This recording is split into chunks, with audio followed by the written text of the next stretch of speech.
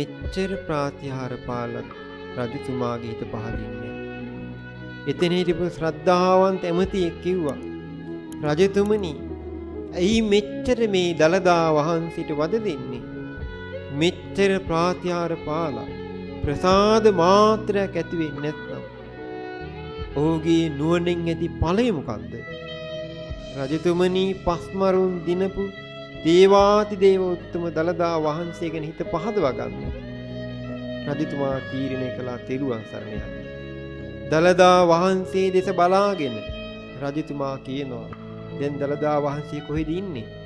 අර පාපී නිගණ්ඨයන් අසූචි එකතු කරලා දාපු අසූචි වලේ දළදා වහන්සේ වීසි කරනකොටම ඒ අසූචි වලින් පියුම් පිපිලා පස් පියුම් පිපිලා ආකාශයෙන් මල් වරුසා වැහැලා අසූචි නොපෙනී ගිහිල්ලා අසූචි වලින් පියුම් පිපිලා ඒ පස් පියුම් මත මලින් මලට වැඩම කරමින් දළදා වහන්සේ රැස් වීදුමින් වැඩ සිටිනවා. ඒ දළදා වහන්සේ දෙස බලාගෙන කියනවා ස්වාමීනි මම මුලාවෙන් කලාමැදිරියන් පිදීමක් කළා. ස්වාමීනි පිපාසිත පුද්ගලයෙක්ට මිහිරි දිය ලැබිලා තියෙනවා.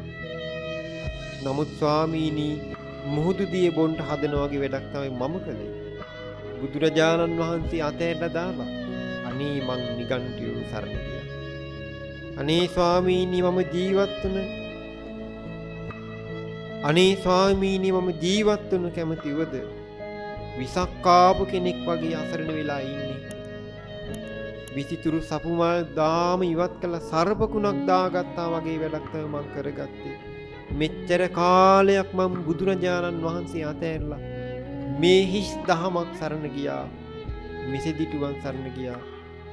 පඬි රජතුමා අර නිලුම් මල් ළඟට ගිහිල්ලා දළදා වහන්සේට වන්දනා කරගෙන කියා සිටියා ස්වාමීනි මහා මුනිවරයාණන් වහන්සේ මා කෙරෙහි අනුකම්පා සහගත නම් මම මෙච්චර ඔබ වහන්සේට හිංසා කළා.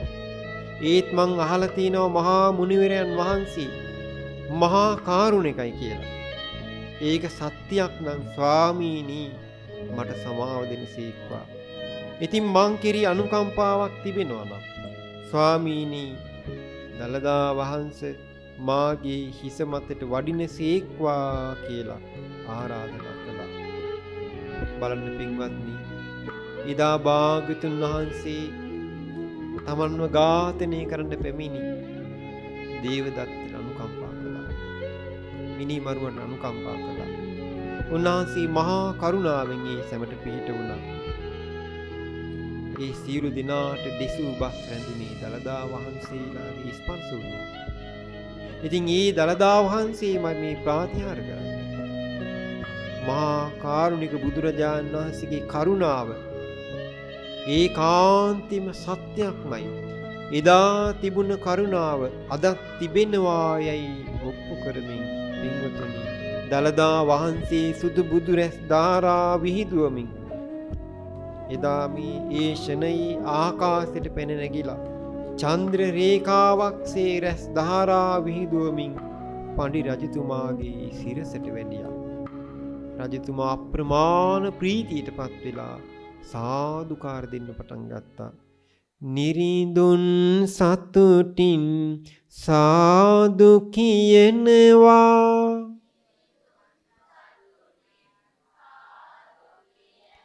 බුදු ගුණ කියමින් කඳුළු සලනවා.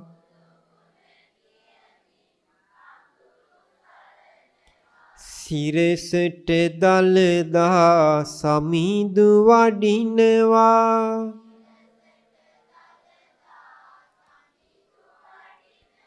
සිරි දළදා බුදු රැස් විහිදෙනවා.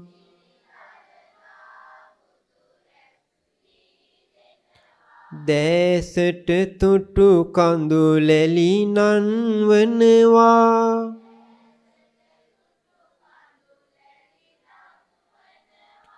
සීතල වී ගත සතුට දැනෙනවා.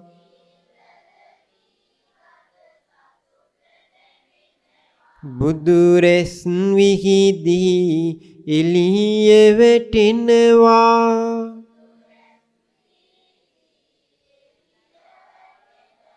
සිරිදලදා බුදුරැස් විහිදෙනවා.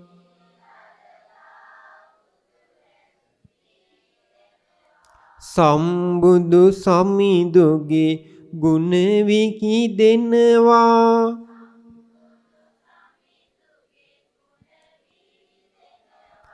මහ කරුණාවේ පිහිට ලැබෙනවා.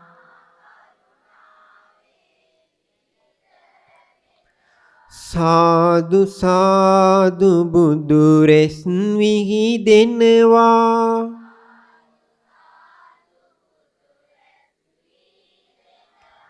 සිරිදලදා බුදුරැස් විහිදෙනවා.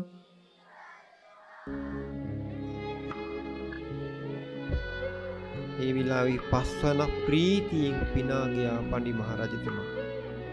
මේ පෙළහරින් දළදා වහන්සේ සිරස මතින් වැඩම කරවාගෙන ගිහිල්ලා නුවර ප්‍රදක්ෂිනා කරලා නොයෙකුත් සුගන්ධ පුෂ්ප ජාතීන් සරසවලා පිළියෙල කරන ලද මාලිගා තලයේ දන්ත ධාතුන් වහන්සේ වැඩම කරවාගෙන ගිහිල්ලා නංවන ලද දවල චත්‍රය ඇති විසිතුරු කොට සරසන ලද සිංහාසනී තැන්පත් කළා. සත්‍රුවන් පූජා කරලා අනේක ප්‍රකාර රත්නයන් පූජා කළා. දහසක් රැසින් බබලන සූර්ය මණ්ඩලයක් සේ බබලන අනේක විසිතුරු රත්තරන් ආසනයක වඩා හිඳිරුවා. එවැගේම අචල ශ්‍රද්ධාවේ පිහිටා රාජශ්‍රේෂ්ඨ තෙමේ රුවසිංහ රජු අමතා බොහෝ වස්තු ආදී දීලා තමන්නා සමාන තරතුරක් ලබා දීලා තමන්ගේ පුරේ දෙව් පුරයක් සේ සලකා දළදා වහන්සේට රාජ්‍යද පූජා කරලා බොහෝ කුසල සම්භාරයන් රැස්කොට සතුටින් පඬි මහ රජතුමා ඇතුළු ගෝසිය රජතුමා ඇතුළු මේ හැම දිනා ධාතු පුදන්න පටන් ගත්තා. රැස් විහිදෙනවම් දළදා සමිඳුන්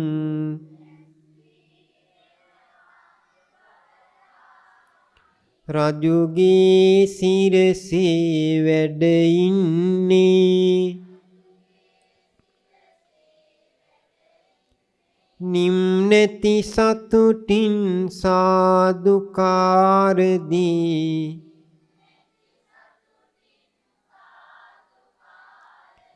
සතුටින් මහරජු පිළිගන්නේ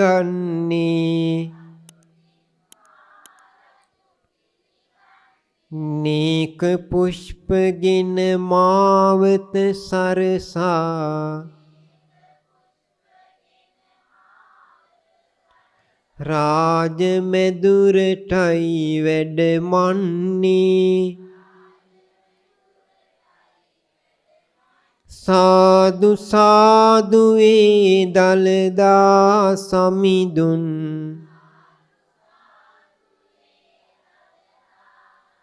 රැස් විහිදුවමින් බබලන්නේ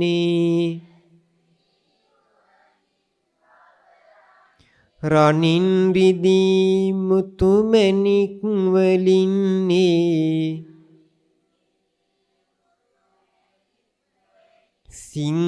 සිංහාසනයයි බබලන්නේ සිරසේ වැඩ සිටි දළදා සමිඳුන්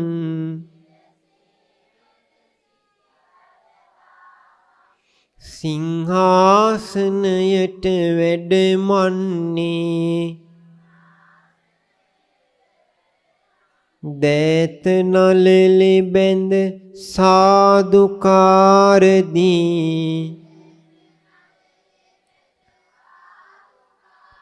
නන් විසිතුරු මිනි පුද දෙන්නේ සාදු සාදු බුදු සරණ ලබාගෙන